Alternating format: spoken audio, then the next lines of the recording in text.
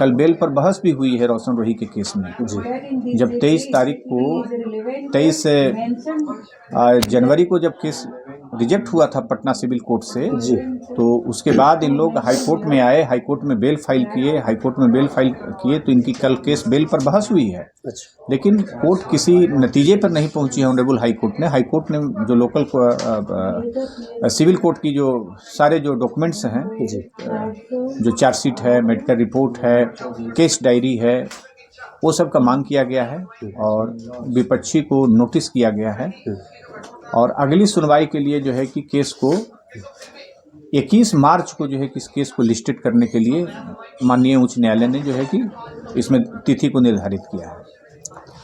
Notice किनको, किरण सिंह को किया? हाँ, यह विपक्षी को नोटिस किया गया है। कोर्ट कहती है कि इसमें विपक्षी को बुलाया जाए। विपक्षी का मतलब कि वो अपने बिहाफ ऑफ एडवोकेट, उनके बिहाफ में हम रहेंगे और हम लोग अपीयर हो गए हैं कल हम लोग अपनी तरफ से पावर जो देती है पीड़िता, वो हम लोग वहाँ फाइल कर दिए हैं और अब उनके लिए अधिकृत हम लोग एडवोकेट हो गए हैं कि उसकी तरफ से हम लोग बात रखेंगे कोर्ट में, किरण सिंह जी की तरफ। हाँ, उससे पहले जब तक वो पावर नहीं मिलता है तब तक कोई भी वकील को इस केस में एंट्री नहीं होता है। ना इस केस को हाई कोर्ट में वो उसके पक्ष में कोई बात रख सकते हैं, न इस केस में कोई पास ओवर ले सकते हैं, नहीं कोई स्टे ऑर्डर ले सकते हैं, नहीं किसी प्रकार को उनको रियायत मिलेगा बिना उनके सिग्नेचर का। तो वो अपनी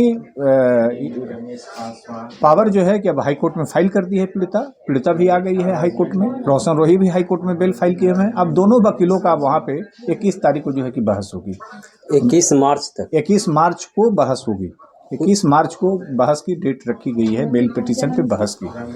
21 मार्च से उसके बीच में कुछ नहीं हो सकता, इस बीच में कुछ नहीं हो सकता है। बस यही हो सकता है कि जो ऑर्डर हाई कोर्ट के द्वारा किया गया है कि इस केस में जो मेडिकल है, इस केस में जो केस डायरी है लोअर कोर्ट में, इस केस में जो चार्जशीट किया गया है, वो सारे डॉक्यूमेंट्स हाई कोर्ट में उसको लाना है। इस बीच में किसी भी तिथि को जब यहाँ से लेटर जाएगा, फैक्स जाएगा, ऑर्डर जाएगा, भी ऑर्डर टाइप अब होने वाला होगा या हो जाएगा 1-2 दिन में, उसके बाद सिविल कोर्ट से ये मामला जो है वो ट्रांसफ़र होकर के यहाँ से केस डायरी वगैरह आ जाएगा।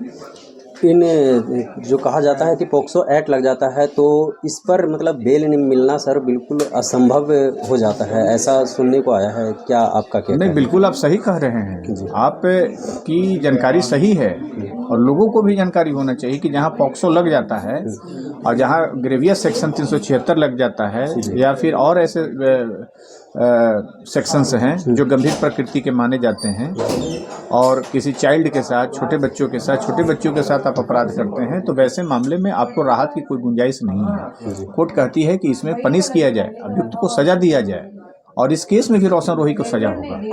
वो किसी भी प्रकार से, किसी भी एंगल से जो लॉ का जो फॉर्मेशन है, जो एवल रेमेडीज ऑफ लॉ है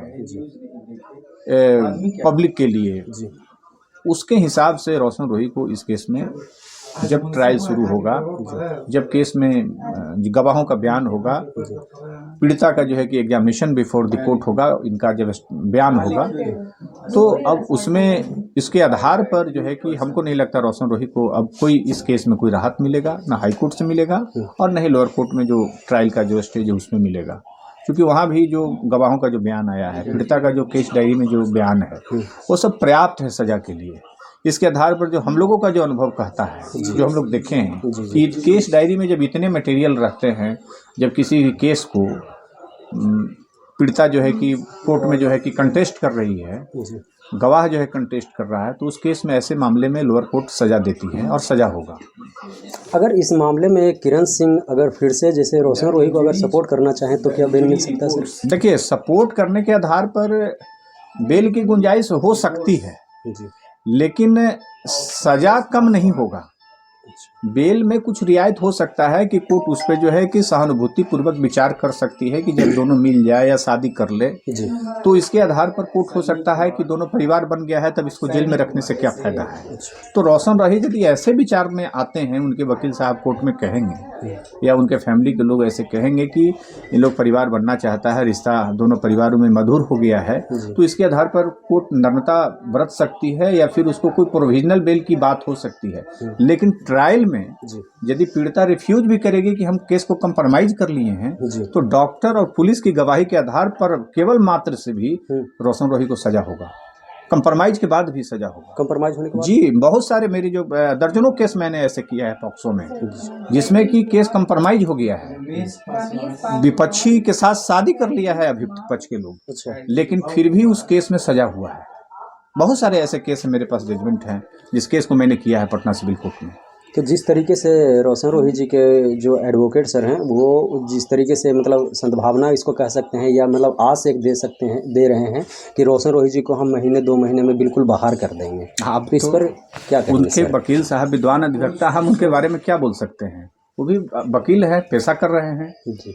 तो वो पेशा में वो भी ऊंची ऊंची बात बोल रहे हैं, तो ये अच्छी बात है ना। कोई भी अधिवक्ता कोई अच्छा बात बोलता है, वो बोलेंगे कि बेल हो जाएगा, हम बोलेंगे कि नहीं होगा, हम तो यही ना होगा। जी। इसलिए हम जो बोल रहे हैं वो हो रहा है, बिल्कुल और वो जो बोल रहे हैं नहीं हो रहा है। बिल्कुल। तो ये तो आप लोगों को समझना होगा, आप लोगों को बताना होगा अपने चैनल के माध्यम से कि जो हम कह रहे हैं वह चल रहा है कानून के साथ, कोर्ट के साथ, जी जी। कि वो जो बोल रहे हैं वो हो रहा है। नहीं, वो तो फिलहाल तो आप ही का कहा हुआ मैंने चल शुरू से कहा था कि इसमें बेल नहीं मिलेगा, बेल नहीं मिला है। रहा। जी। हाई कोर्ट में भी उनको बेल नहीं होने देंगे। तो इसलिए कोई क्या बोलते हैं नहीं बोलते हैं, क्योंकि बोलने वाला भी सारे लोग विद्वान हैं।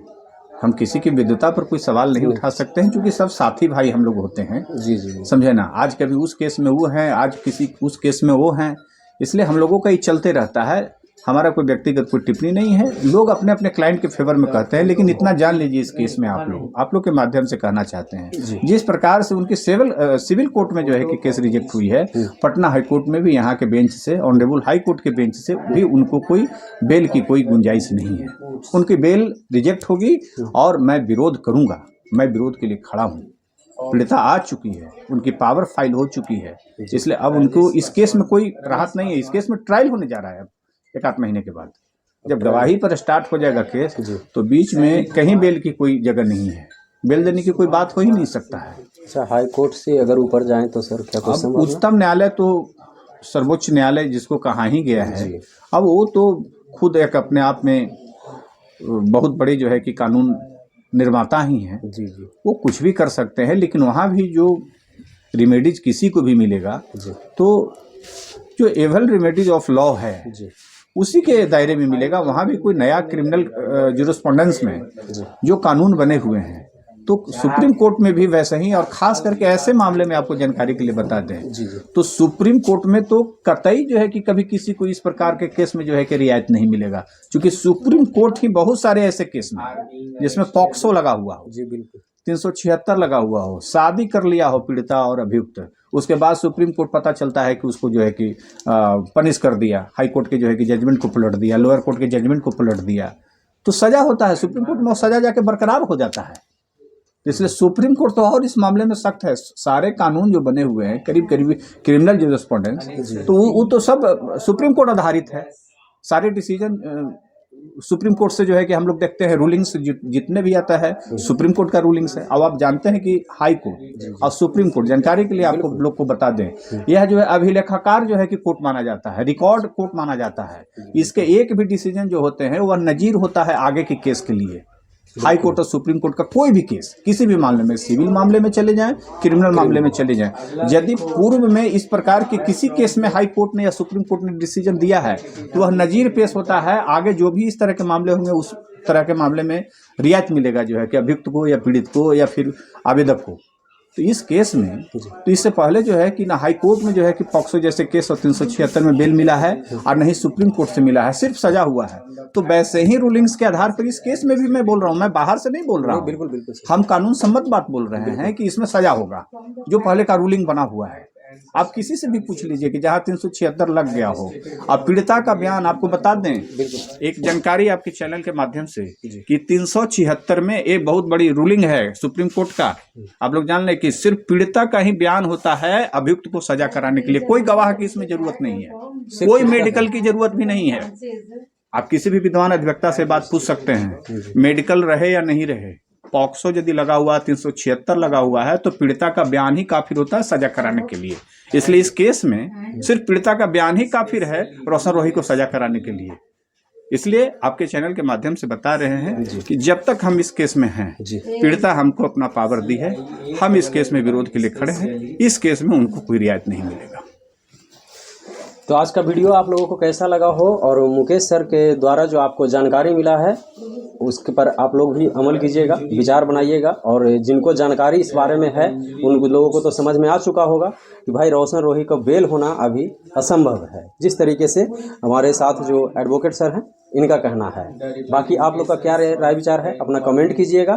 फिर नेक्स्ट वीडियो के लिए चैनल को सब्सक्राइब कर लीजिए। मिलते हैं फिर किसी नेक्स्ट वीडियो में, तब तक के लिए जय हिंद, जय भारत।